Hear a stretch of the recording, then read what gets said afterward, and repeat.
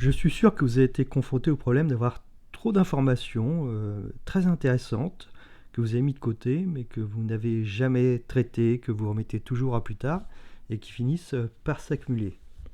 Alors pour moi, c'est un gros problème, et c'est un problème qui est double.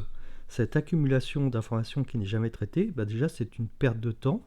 Vous avez investi à perte, parce que vous avez passé beaucoup de temps à récupérer pas mal d'informations, et vous n'en faites rien. Et surtout, c'est une énorme stagnation de votre potentiel, puisque cette information, elle aura dû vous aider à vous améliorer.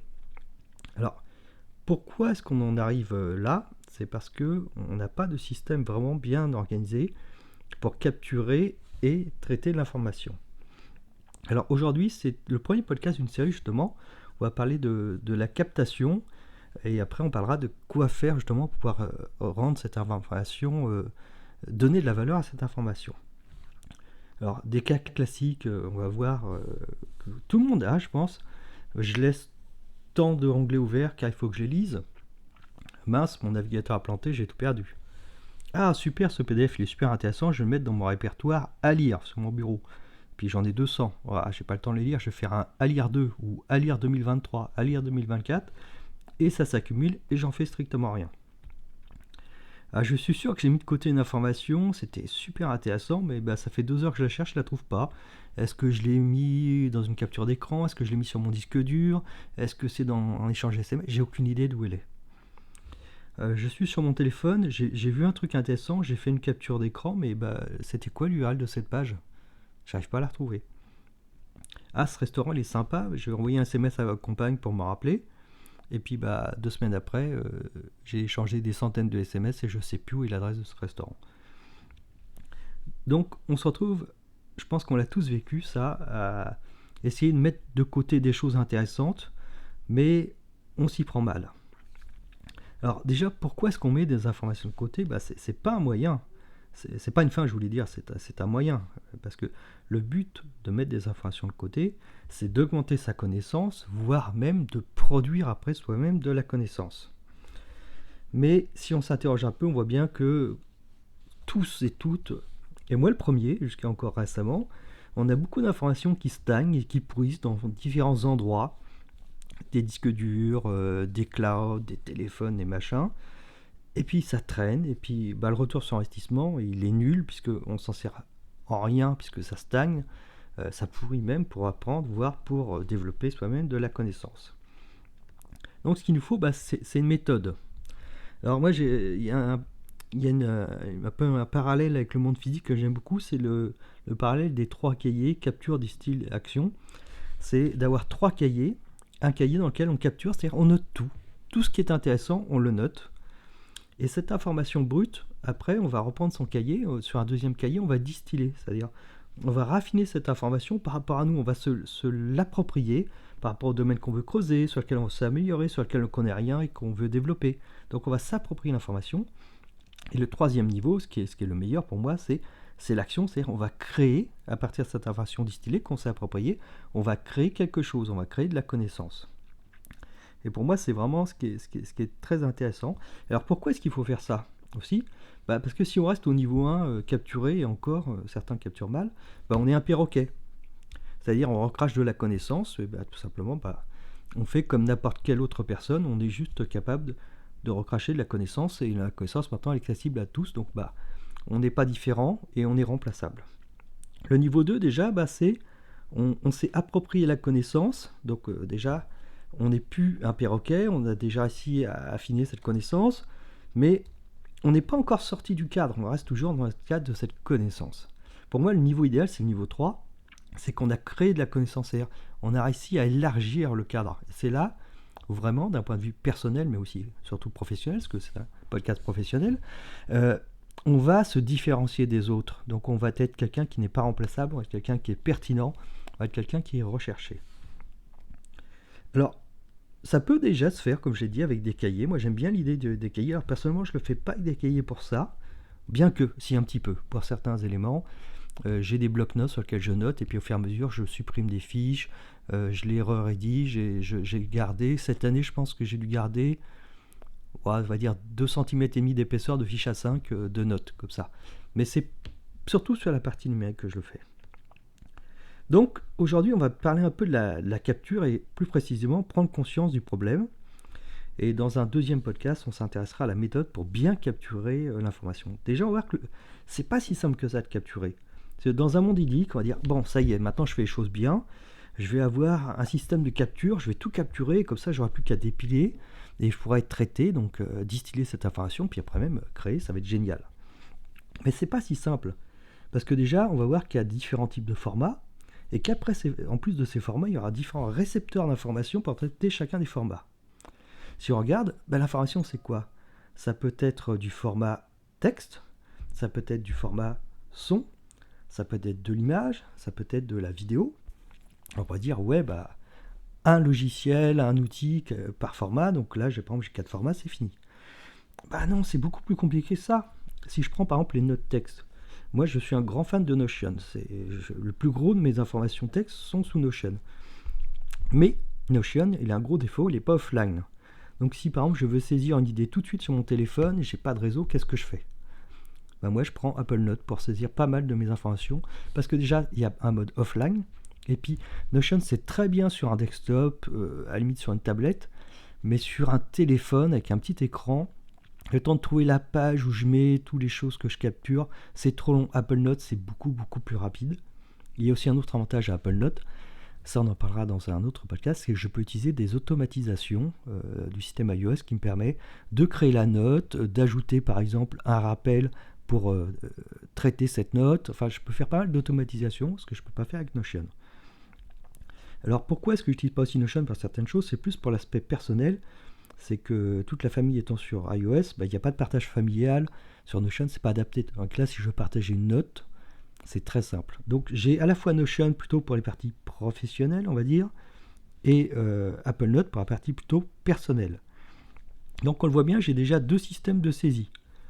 Et en plus, j'ai du papier. J'ai un cahier A5, j'ai un cahier A6, mais j'ai aussi un bloc-notes qui, pour chacun, répondent à des besoins différents. Donc j'en retrouve avec 3 systèmes de saisie. Et en plus, quand je vais capturer, je vais pouvoir aussi capturer des éléments dans une newsletter, un site web, des réseaux sociaux. On voit qu'il y a pas mal de choses sur lesquelles je vais pouvoir capturer des éléments soit existants, soit des idées que j'ai eues, où j'ai commencé juste à retranscrire. Donc c'est pas si simple. Pareil pour le son. Le dictaphone d'Apple est génial parce que quand je saisis quelque chose à la voix, quand je capture un son, ça va synchroniser entre mon téléphone, mon ordinateur, c'est génial. Et je l'utilise aussi avec l'Apple Watch quand j'ai une idée que j'ai besoin, j'ai pas le téléphone à portée de main, j'appuie sur la montre et ça y est, l'idée est captée et je peux le retraiter après sur mon Mac. Mais c'est pas adapté pour enregistrer des podcasts. Par exemple, ce podcast n'est pas enregistré avec le dictaphone d'Apple, j'utilise un autre logiciel. Donc j'ai déjà 2 sources de captation du son. Et lorsque je vais dans un pays à risque, par exemple j'étais au Brésil récemment, sortir un téléphone dans la rue, c'est le meilleur moyen de se faire agresser pour se faire voler. Donc j'avais acheté un petit dictaphone à 30 € qui déjà attire moins la convoitise et puis peut se cacher beaucoup plus facilement dans la main. Donc j'ai un 3e système de captation du son qui en plus n'est pas relié à mon écosystème Apple. Donc je vais devoir prendre ces éléments et les copier, c'est-à-dire passer du physique au virtuel. Pareil pour le file system. Moi j'utilise beaucoup iCloud parce que je suis entièrement Apple. Mais pour les très gros fichiers, par exemple les vidéos, je ne les mets pas sur iCloud parce que sinon je vais exploser mon forfait. Donc j'utilise surtout ça sur le Mac. Je ne vais pas synchroniser ça sur la tablette ou sur le téléphone, des vidéos qui font plusieurs gigas. Donc j'ai aussi une Dropbox. Mais quand je voudrais partager certains documents, j'ai aussi un Google Drive pour les partages publics. Donc on voit bien, c'est pas si simple que ça. Pareil, si je veux capturer des éléments, je vais dire time-based, qui sont liés à une deadline, j'ai mon calendrier Apple, Google Calendar, mais certaines choses ne sont pas à un jour donné. Par exemple, ce sont des éléments qui sont à l'ordre d'une année. Donc j'ai sous Notion ce qu'on appelle un yearly, c'est-à-dire dans lequel je vais mettre, j'ai toutes les années, pour chaque année j'ai des événements. Par exemple, si j'ai un contrôle technique, il n'y a pas une date précise, c'est à l'année ou ça peut être au mois. Pareil pour un entretien de ballon d'eau chaude, pour une visite pluriannuelle chez un ophtalmo.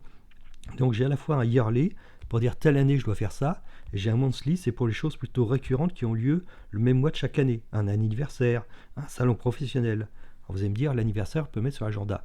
Oui, mais ce qui est gênant à l'agenda souvent c'est qu'on traite au jour ou à la semaine, donc quand on veut anticiper un peu, on n'a pas cette vue des éléments qui tous les ans arrivent et avoir plus de recul. Donc on voit bien que même saisir des éléments plutôt orientés temporels, c'est pas si simple que ça.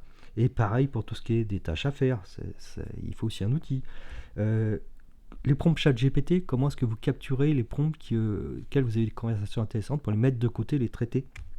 Souvent ils sont perdus et vous ne les retrouvez pas, parce que vous avez des centaines de puits. Et pareil pour les lectures.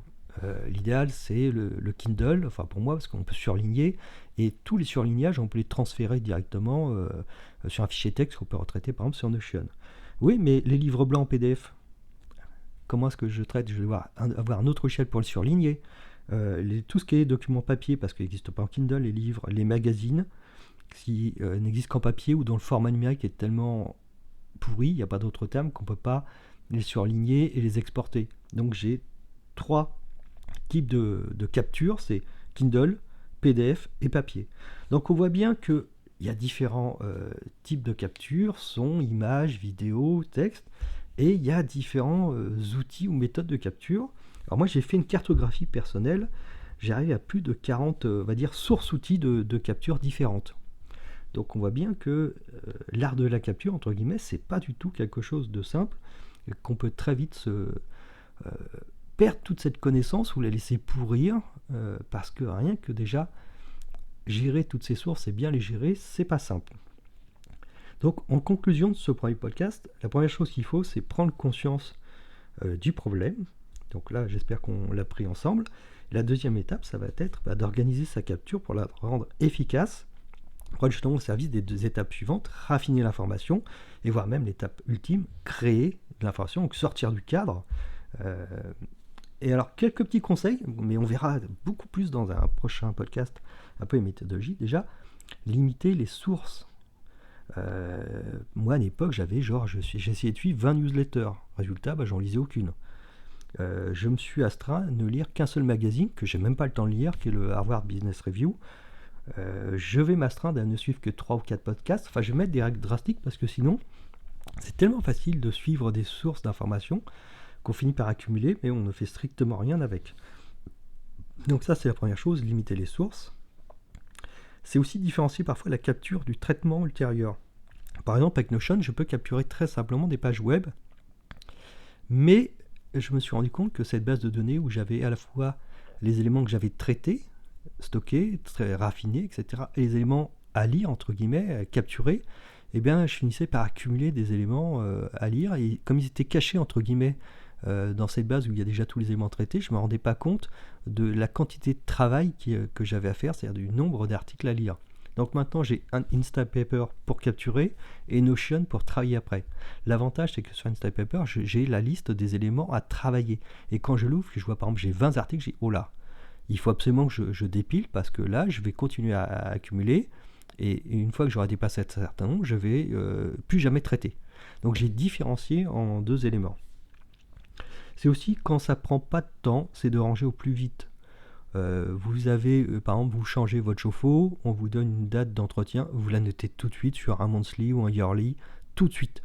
Pas dire je le noterai plus tard, non, faites-le tout de suite, reportez tout de suite. C'est un peu ce qu'on a sur la méthode GTD de David Allen. Si ça prend moins de 2 minutes, faites-le tout de suite. Donc, et puis aussi automatiser sa capture. Ça a changé ma vie. Je vous montrerai une petite démo de ces jours. Maintenant, quand j'ai une idée de podcast, j'appuie sur un bouton sur mon iPhone. Je suis en dictée vocale, donc je parle, ça transforme ça en texte que ça met dans une note sur Apple Notes et ça me met un rappel sur Apple Rappel que je dois traiter cette note, c'est-à-dire la remettre en forme, ajouter des idées, etc. pour pouvoir préparer le podcast. Avant, je notais un peu à l'arrache sur Notion ou quand j'ai l'idée, je le mettais en vocal sur le dictaphone et puis il fallait que je retraite cette saisie vocale en texte. Bref, je le faisais pas ou ça s'accumulait. Donc l'automatisation me fait gagner du temps et évite que je ne traite pas des informations. Donc voilà sûrement le prochain podcast qui va suivre et puis après on va voir un peu comment raffiner cette information avec les pièges à éviter. Entre autres, ChatGPT c'est génial mais pour certaines choses il faut absolument éviter. Et aussi après comment créer soi-même l'information, sortir du cadre. Voilà.